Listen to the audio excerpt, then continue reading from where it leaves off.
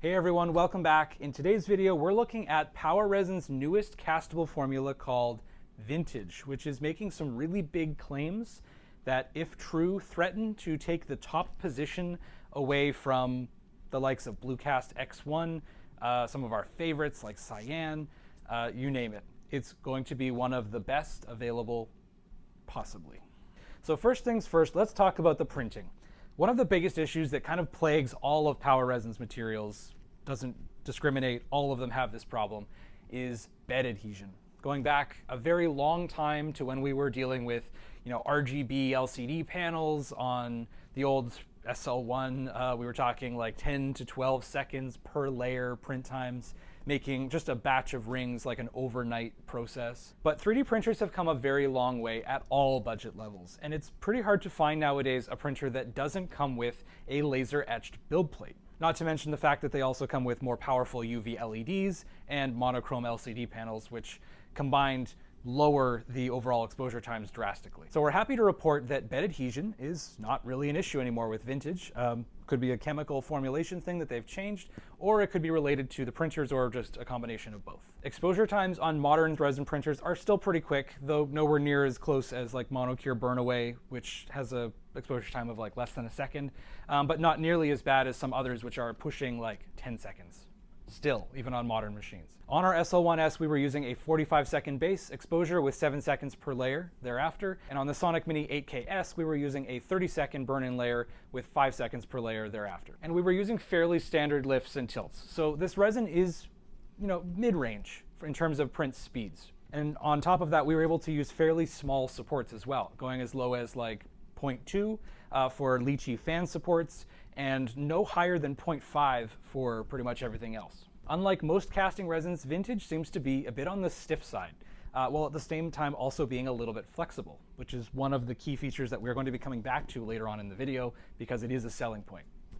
Breaking off the supports is clean and doesn't really leave any divots on the surface, which makes cleanup for these models incredibly easy for casting. Also, being that they're so durable, I wouldn't feel bad trying to ship these to a client if they wanted to preview it, or if they just were going to do their own casting in another country or whatever.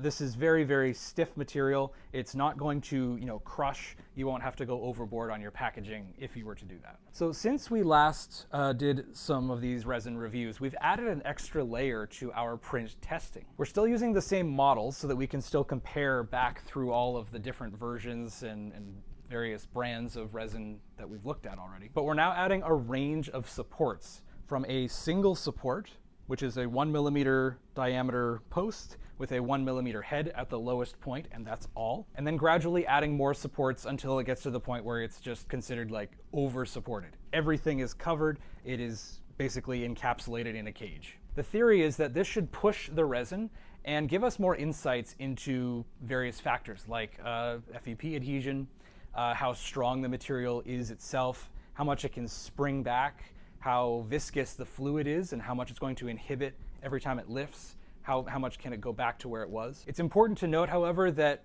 depending on your printer, your results will vary, and by no means am I trying to sell the idea that a single point support is the right way to go. This is not the correct way. If you were to do this, then just put a great big, casting sprue on the bottom. What's the point in just putting a single 1mm? This is just for pushing the resin and trying to understand it further. So we ran Power Resin Vintage through its paces on the Prusa SL1S and the Frozen Sonic Mini 8KS.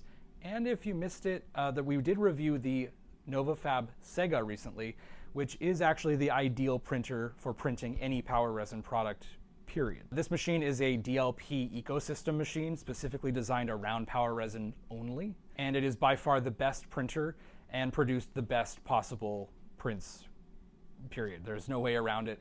They specifically tailor this machine to this material. Now, prints on the Prusa and the Mini, of course, were all also exceptional, and all of the printers achieved the single point support test, which gives insight into the strength of the resin itself, and that it's likely very low on FEP adhesion. We handled all of the prints exactly the same way, doing a quick pre-wash in our large container of Monocure Resin Away, followed by a clean wash in 99% ethyl alcohol. Then we dry it in our Prusa CW1 with warm air for 20 minutes. Power Resin does not recommend using any post-UV curing on any of their casting resins that I'm aware of, which is something that honestly I can't not love. I mean, what's better than a clean post-processing, but no post-processing? The prints were assembled into a tree using industry standard recommended methods, as we always do, with heavier models towards the bottom and lighter ones towards the top. But before I show you those results, I actually want to just make a note here that we've added, like our printing thing where we've changed a little bit, we've added that extra step with the multiple supports. We're actually changing our burnout testing style as well. We're starting with rapid burnouts, up to about 6 hours. We are using Optima Prestige or R&R Plasticast. We found the two to be virtually interchangeable. It's like Coke and Pepsi. Now I know that they're different ingredients and there will be something to say about that. I know Optima can go up to a higher temperature, but in our experience, they work incredibly well. They're basically mixing the same ratios, nothing changes. We do mix to a thicker ratio between 36 to 38 to 100 to help with those extra thermal resistant requirements used for a rapid burnout. And if the casting looks good, then we can safely assume that it's likely to be even better using a 12 to 14 hour standard burnout. And if it doesn't look good after that, then it's probably just a poor material. Or maybe we did something terribly wrong, we go back and investigate. Anyway, we did this with a 6 hour rapid burnout and got flawless, beautiful, smooth surfaces on all the models. No surface texture on any surfaces anywhere, including the heavier Signet open source gear ring here. All of the stone settings on the Pave ring turned out perfectly, indicating that there is little to no thermal expansion on the resin's part. And likely the investment was more than strong enough to cope with what little there may have been. Now, before we move on, there is one last thing that we didn't attempt in this review, and I felt conflicted about doing at all because of one of the things that Power Resin claims this resin can do. That being that because this resin is so tough and just the right amount of flexibility, they claim that it is suitable for stone-in-place casting. In other words, you can just plop your stone right into the setting and then cast it. The benefits of doing this can be, well, it's simply a massive time saver. You don't have to have a stone setter go in and set the stone. But it can also be a really big gamble as the stones are going into a very high temperature environment. They're coming into contact with molten metal. If it's done right, it absolutely works. But right is way easier to say than it is to do. For starters, the type of setting has to be appropriate for the job. You can't, for example, do a flush setting with stone-in-place casting without making some concessions. If the stone is just buried in the metal and you only have the top exposed, there's nothing supporting, the pavilion and the face of the stone. So it's just going to fall out as soon as that material holding around it is gone. The most suitable style of ring for cast in place would be something like one of these engagement rings. This is actually a practice ring.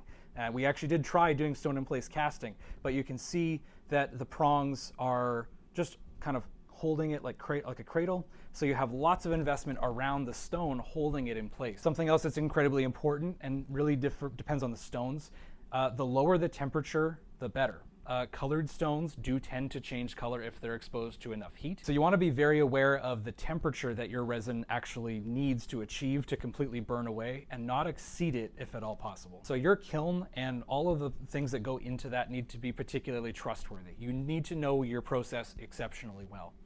After casting, for example, you can't quench the flask into water because the thermal shock might break your stone, which is exactly what happened with this guy.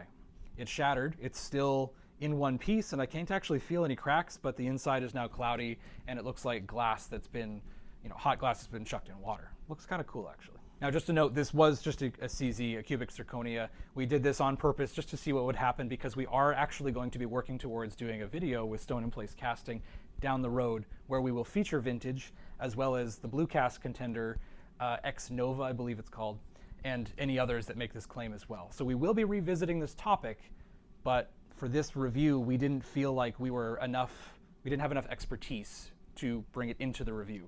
Just know that it can do it, it is flexible enough to do it, and we can verify that in the prints without actually doing the stone-in-place casting. I've gone off on a bit of a tangent. I'm going to make a video all about that in the near future, so make sure you get subscribed so you don't miss it. So in summary, Power Resin Vintage is, in my opinion, probably the new king in terms of general jewelry casting. And this I don't say lightly because it's dethroning the previous king, Bluecast X1 V2, due to a couple of reasons. First of all, that it requires no post-UV curing at all, where X1 does need that chemical curing and does have the color change effect. Again, like I said before, if I don't have to do any post-processing, that's better. Bluecast has introduced another resin specifically for stone-in-place casting called X Nova, because X1 isn't flexible enough to handle just that little bit of tension opening up the prongs and holding a stone. Vintage beats out X1 marginally, as it does print slightly faster than X1, and it can use slightly smaller, well, not slightly, it can use smaller support points and still have really, really good detailed results. And the fourth reason, aside from doing like, typical jewelry stuff, small things like rings, we actually pushed it further and we cast this monster. This is going to be one of our submissions for a show that we're working up to. This weighs about 120 grams. It's only a couple of millimeters thick, but it handled it exceptionally well.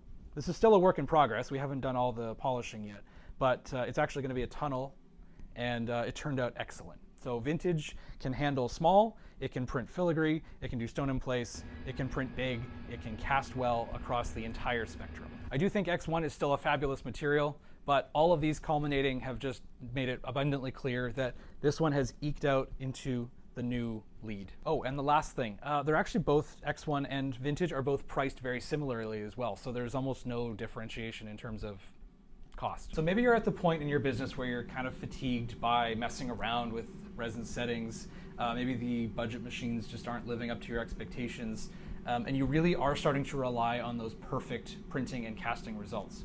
I would strongly recommend looking into Vintage and the NovaFab ecosystem that's built around it. Take a look at that printer review if you're not convinced, but if you're into power resins already, this material is just made exponentially better by those particular machines. I think we were able to do, our slowest print was like 45 minutes, and that was still pretty tall using a castable material. So if you feel like that describes you, definitely take a look at that video, ask some questions in the comment, reach out to NovaFab if you have any questions. I feel like it's really worth looking into, and something that not all casting resins actually have the luxury of doing. Usually you just buy the resin and you figure it out on your machine, whereas they actually have a full ecosystem solution if you need it. So that's all for this video. Thank you very much for watching. I hope you found it informative and helpful. If you have any questions, feel free to leave a comment down below. If you need help regarding printing, casting, stone in place, I know we're not super experts on that, but we do have some insight at this point.